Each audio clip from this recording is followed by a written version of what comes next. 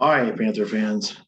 Contrary to popular belief, and for a few, the hope, I'm still alive. I have not. COVID has not killed me yet. So, in this video, I just want to go over a few of the things that have happened since I was sick starting last week. I'll talk about the COVID stuff at the end of the video. So we'll just work with the Panther stuff and the hockey stuff first off the bat. Um, It was nice. I've said this. I've cracked this joke a few times, but it was definitely nice of the league that once they saw that I was actually going to miss recaps because I was sick, then they actually put the Panthers on hold, and now like everybody's on hold. um, the break couldn't have come at a better time personally for me. Obviously, I'm still fighting this thing off, but in terms of the league, now it's all meshed together because now they're not sending the players to the Olympics, which perfect, just perfect if you're a Panther fan, especially because this gives obviously, if nobody else, it gives Barkov an opportunity to really get some rest um, and heal up because this is the third injury he's had this season. And whatever this latest one is was supposed to be day to day, and he's been day to day to day to day to day, and tomorrow or in the next day, and etc. So whatever's going on with him this year, the longer that he can sit, the better off we're going to be come playoff time. Now they did mention that they're going to start making up the missed games, the games that have been postponed now league wide. They're going to make those up in February. So that's going to be fun because um, who knows when they're going to be scheduling things, and they may not have the flexibility um, that they normally would have, right? Because venues have booked concerts and events and stuff, so we may see some wicky wacky start times. Tuesday 1 o'clock in the afternoon, because there's a concert that night, or something crazy like that. We may see some weird start times. Now we only have what was it 3-4 games to make up, so it's not the end of the world for us. But obviously, you start adding in all of the games that have been canceled and everything. There's a lot of games to make up. So it's going to make for an interesting 3 weeks. That's going to be interesting to see how that all shakes out with the schedule. Now, couple of bit of Panther news.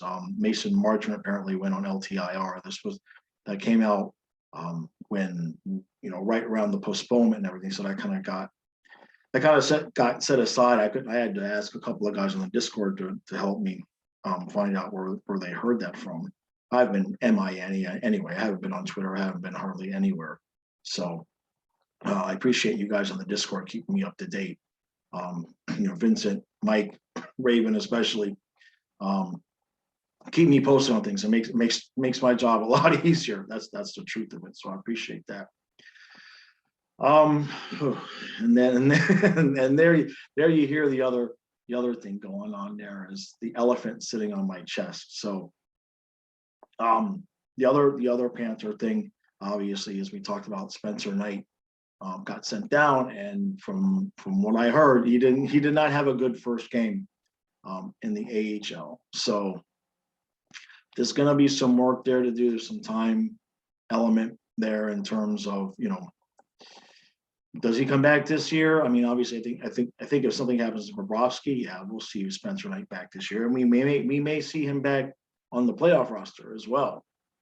This may just be a stint to get him back to playing well enough to be on the playoff roster. Like I said in the previous video, if we go into the playoffs with Johansson as our backup, I will do the recaps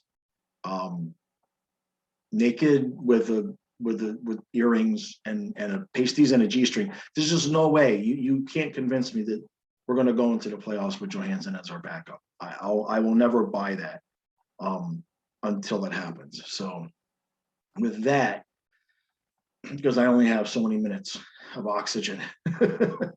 I know some of you are going to say you shouldn't have made a video, but it's been a week. That's long enough. I need to at least keep the channel active. So this whole thing, full disclosure. So I just get this part out of the way. I'm not vaccinated. I cannot get vaccinated because I have long-term systemic Lyme. Basically, both of my doctors said the vaccine. You know those statistics, the ones that end up in the morgue. That would be me probably, cardiac wise, if I got any of the shots. So that's out. So my daughter came for a visit on the first, and I just started feeling so damn nauseous. She flew in from Florida, and the story I'll tell the story, but the whole thing is nobody's vaccinated. I'm not vaccinated. My partner Karen's not vaccinated. Kyle, Matthias, my daughter, her boyfriend, nobody's vaccinated.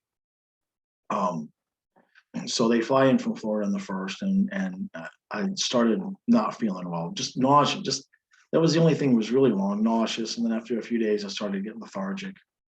And I kind of fought that off, right, with a lot of Monster and vitamin C and whatnot, because, my daughter was only in town for a week, so I kind of wanted to keep the energy level up. And once she left, within a couple of days after she left, I was in pretty rough shape. I was in pretty rough shape, energy wise. And being today's the 22nd, I'm trying to remember the days when I got, when it really got bad. But there was a couple of days it really got bad. And then I think I made that last video, and I had gotten tested, and then so the point to the experience, a couple of things here is that I already had ivermectin because of the Lyme, and actually my partner Karen already takes it on a regular basis there. So of everybody that I mentioned there in that grouping, I'm the only one that got sick. Nobody else got anything. If they did get anything, they didn't have any symptoms, so nobody knew. Karen had a couple of minor symptoms, like a couple of days where she had a little bit of nausea and a little bit of symptoms, but she had already been on the ivermectin. Now for me, I had 2 really bad days, and then when I finally got the positive back, and then I started taking the ivermectin. Within about 3 or 4 hours of taking the ivermectin, the nausea was gone. And that was, I had 2 weeks. I basically had 2 weeks straight of nausea that I just could not, nothing, I couldn't do anything for it. And within about 3 or 4 hours of taking 1 ivermectin, not even the full dose, I think I took like 3 milligrams, the nausea was gone.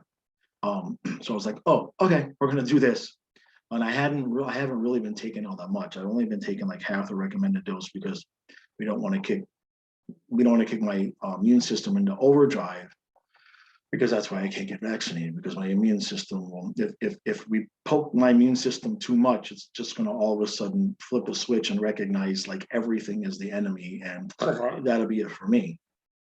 So the main symptoms I've had have been the nausea. The nausea went away really quick with the ivermectin. The elephant on my chest, you can hear me. The sore throat, my ears, the inner ear and the sore throat and all of that, that's been a pain in the ass. And this is about as animated and is about as much energy as I have. I can do this for about 15 minutes, and then when I'm done recording this video, I'll probably just like fall into the chair. So the energy, that's the biggest problem for me is my energy level has just been garbage. So like if there was a game tonight, I would be what we would have to call it a post-game decision. You know how they have like a game time decision for the playoffs? For me, it would be a post-game decision. It would depend on how I feel after the game, which is what happened the last game of the that I excuse me. That's what happened the last game that I missed there, was that I thought maybe I'd be able to do it, and then by the time we got into the game, I couldn't even watch the game, so I was too wiped out.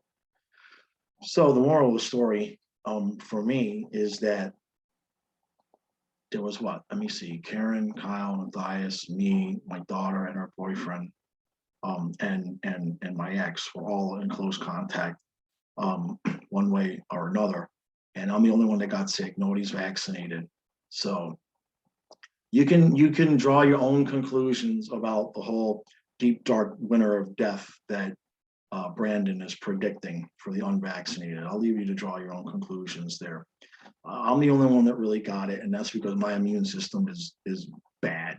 Okay, I get everything. All right, a bird in China could crap the bird flu, and I would get the sniffles. I get everything.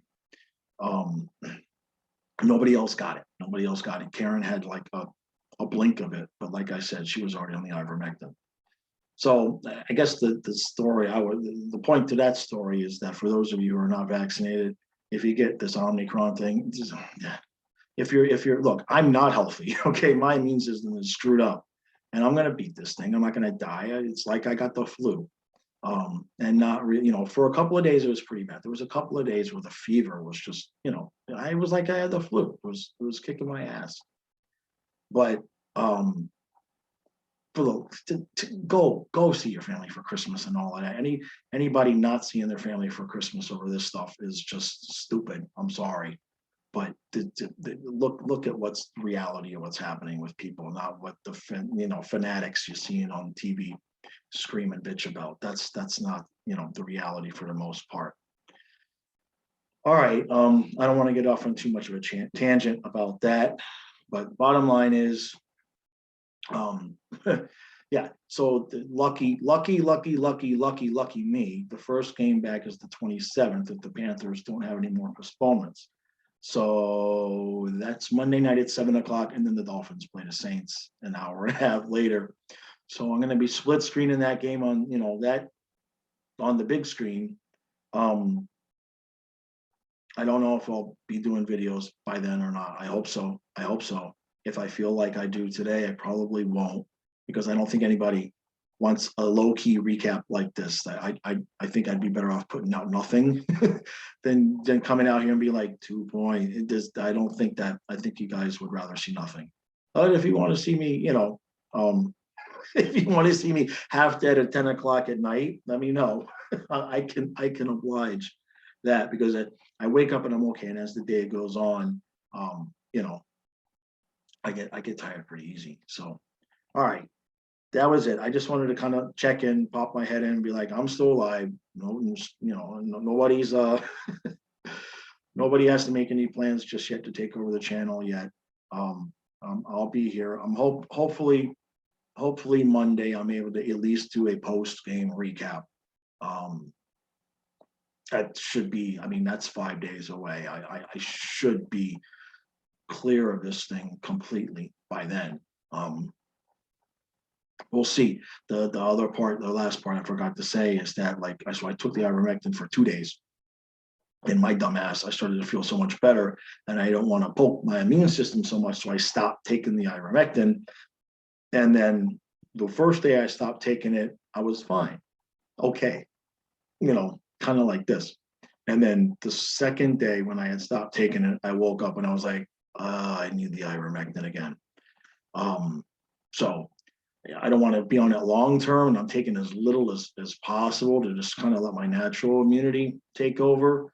But anybody that tells you that stuff doesn't work is just flat out lying.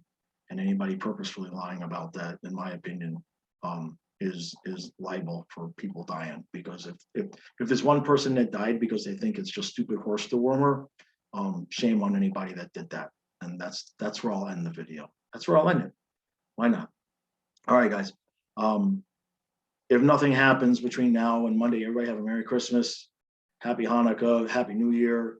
I may, if I feel up to it, I'll pop in again, but my main goal right now is to just get enough rest so that when the games start back up, I'm rested and ready to go. All right, I appreciate all the support, and hopefully I will see you guys again really soon.